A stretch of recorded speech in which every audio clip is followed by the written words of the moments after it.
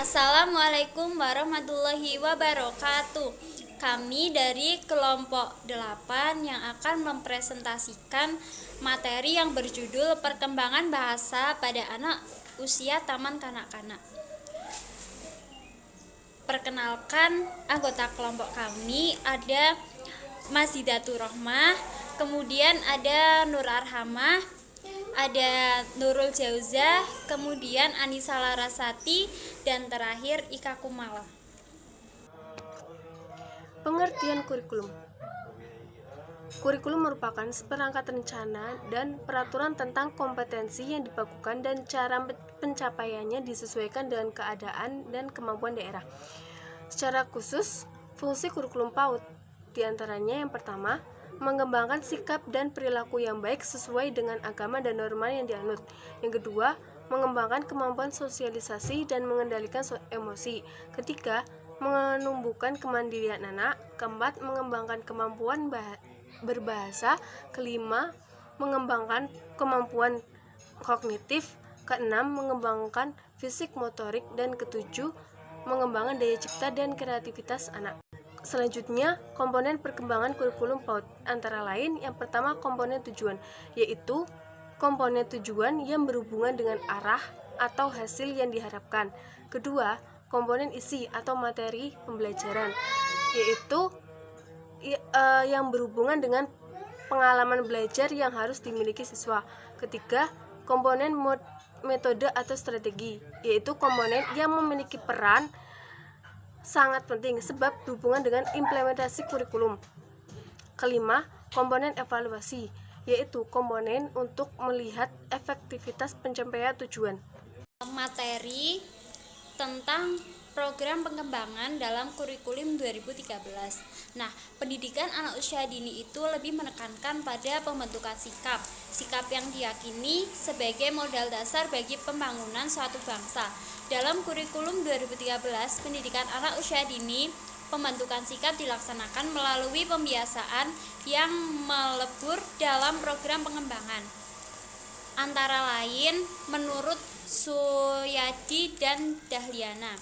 Yang pertama, ada pengembangan nilai agama dan moral. Yang kedua, ada pengembangan motorik. Yang ketiga, ada pengembangan kognitif.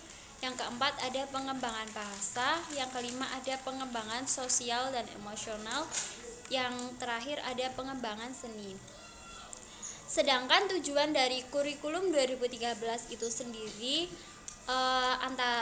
adalah untuk mendorong perkembangan peserta didik secara optimal sehingga memberi dasar untuk menjadi manusia Indonesia yang memiliki kemampuan hidup sebagai pribadi dan warga negara yang beriman, produktif, kreatif, inovatif, dan afektif serta mampu berkontribusi pada kehidupan bermasyarakat, berbangsa, dan bernegara. Kemudian pada peradaban dunia ada implementasi pembelajaran berdasarkan kurikulum 2013 di pendidikan anak usia dini. Yang pertama ada perencanaan pembelajaran berdasarkan kurikulum 2013 di pendidikan anak usia dini. Adapun perencanaan pembelajaran dalam kurikulum 2013 meliputi program semester atau yang biasa disebut dengan PROSEM. PROSEM berisi daftar tema satu semester termasuk alokasi waktu setiap tema dengan menyesuaikan hari efektif kalender pendidikan yang bersifat fleksibel. Temanya berfungsi sebagai wadah yang berisi bahan kegiatan untuk mengembangkan potensi anak dan menyatukan seluruh kompetensi dalam satu kesatuan yang lebih berarti, memperkaya wawasan dan pembendaharaan kata anak sehingga pembelajaran menjadi lebih bermakna. Kemudian rencana pelaksanaan pembelajaran mingguan atau yang biasa disingkat dengan RPPM. Apa sih RPPM itu? Jadi RPPM merupakan rencana kegiatan yang disusun untuk pembelajaran selama 1 minggu. Perencanaan kegiatan mingguan dapat berbentuk jaringan tema atau web. Jaringan tema berisi pokok proyek yang akan dikembangkan melalui menjadi kegiatan-kegiatan pembelajaran. Yang ketiga ada rencana pelaksanaan pembelajaran harian atau RPPH. RPPH adalah perencanaan program harian yang akan dilaksanakan oleh pendidik atau pengasuh pada setiap hari atau sesuai dengan program lembaga. Komponen yang ada dalam RPPH antara lain tema, subtema, alokasi waktu, subtema, hari, tanggal, kegiatan pembukaan, kegiatan inti, dan kegiatan penutup. Kemudian ada pelaksanaan pembelajaran berdasarkan kurikulum 2013. Nah, pelaksanaan proses pembelajaran oleh pendidik bertumpu pada perencanaan yang disusun oleh satuan pendidikan dan pendidik. Jadi kegiatan ini berangkat dari keberadaan silabus dan RPP. Dalam pelaksanaannya akan terlihat nyata di ruang kelas dalam bentuk interaksi dengan peserta didik dan dalam suasana yang menyenangkan. Kemudian yang terakhir ada evaluasi pembelajaran berdasarkan kurikulum 2013 di PAUD. Jadi evaluasi pembelajaran itu mencakup proses dan hasil pembelajaran yang dilakukan oleh pendidik untuk menilai keterlaksanaan rencana pembelajaran. Evaluasi pembelajaran juga dilaksanakan oleh pendidik dengan membandingkan antara rencana dan hasil belajar siswa. Nah, selanjutnya hasil evaluasi tersebut sebagai dasar pertimbangan tindak lanjut pelaksanaan pengembangan selanjutnya. Selanjutnya saya akan menjelaskan tentang interaksi guru dan anak TK. Nah, interaksi atau hubungan timbal balik antara guru dan murid tersebut merupakan syarat utama bagi berlangsungnya proses belajar mengajar.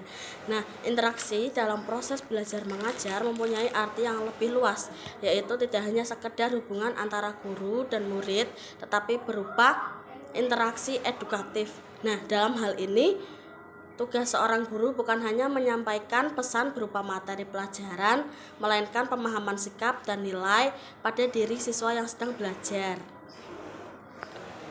Muhammad Atiyah Al-Abrashi berpendapat tentang sifat-sifat yang harus dimiliki seorang guru dalam mengemban tugasnya.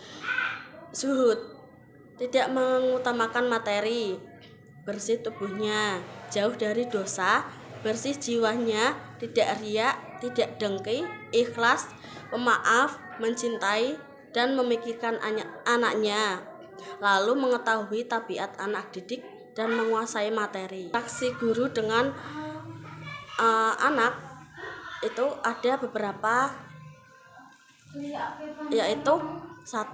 Guru dapat meluangkan waktu untuk terus melakukan interaksi dengan anak dalam berbagai kesempatan.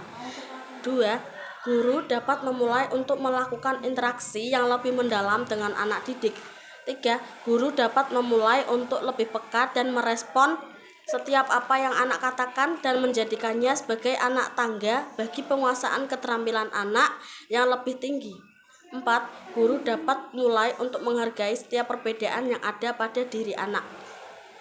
5. Guru terus melakukan evaluasi secara berkesinambungan untuk melihat grafik perkembangan bahasa anak, serta untuk mengevaluasi kualitas dan konten pengembangan bahasa, terutama keterampilan berbicara setiap anak. Manfaat interaksi guru dengan anak TK yaitu yang pertama, menumbuhkan rasa hormat dan kepekaan sosial. Adanya interaksi guru dan siswa yang dilakukan secara intens dan memberikan pemahaman yang baik dapat menumbuhkan kembali rasa hormat kepada guru. Dari interaksi yang baik, jika dipupuk secara terus-menerus, dapat mengasah kepekaan sosial. Dengan adanya sikap saling membantu dan menghormati akan lebih kuat sesuai dengan adat dan kepribadian bangsa kita yang ramah dan santun. Yang kedua, sebagai motivasi dalam kegiatan belajar mengajar. Pentingnya interaksi guru dan anak dalam proses pembelajaran dapat berpengaruh pada motivasi belajar dan presensi anak. Cara untuk memotivasi anak dalam meningkatkan potensi dan presensi akademik mereka yaitu dengan metode pembelajaran interaktif dan menggunakan media dan sarana yang baik. Dengan adanya metode yang interaktif, metode yang baru diharapkan para anak dapat lebih bersemangat. Pada guru sebaiknya tidak bosan-bosannya untuk menciptakan suasana kelas yang ceria, santai, namun serius agar anak-anak lebih betah belajar dan yang disampaikan dapat terserap oleh otak dengan baik. Yang ketiga, tempat untuk berkomunikasi dan berinteraksi.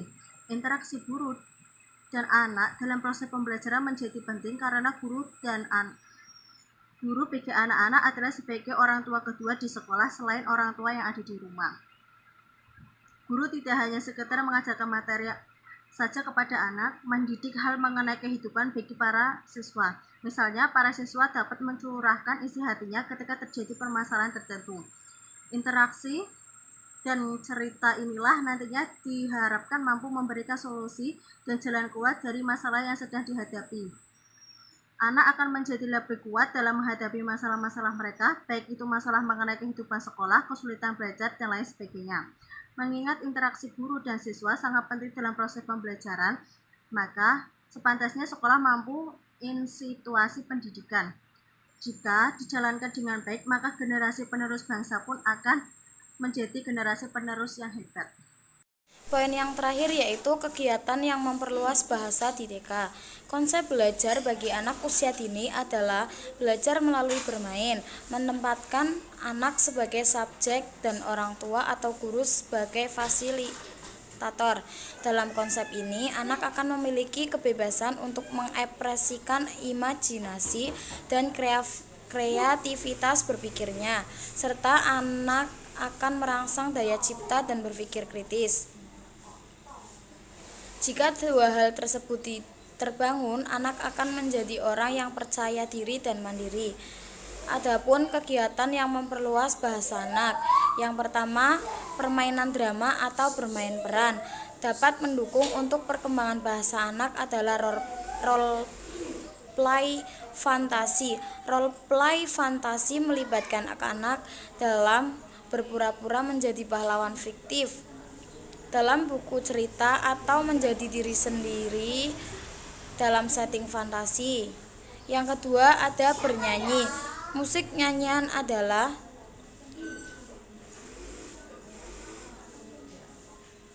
sangat penting dalam pengembangan pengenalan bunyi dan suara, khususnya digunakan untuk mengucapkan huruf. Selain itu juga bernyanyi memuat irama dan cerita yang dapat membantu anak untuk mempelajari huruf baru, sebagaimana anak memahami irama dan isi lagu. Yang terakhir ada membaca bersama, bisa membantu anak mengekspresikan diri secara verbal, di mana anak diminta untuk menjelaskan kembali mengenai cerita apa yang telah didengarkan dan dilihat pada buku cerita yang terdapat pada gambar dan bacaannya. Sekian, terima kasih. Wassalamualaikum warahmatullahi wabarakatuh.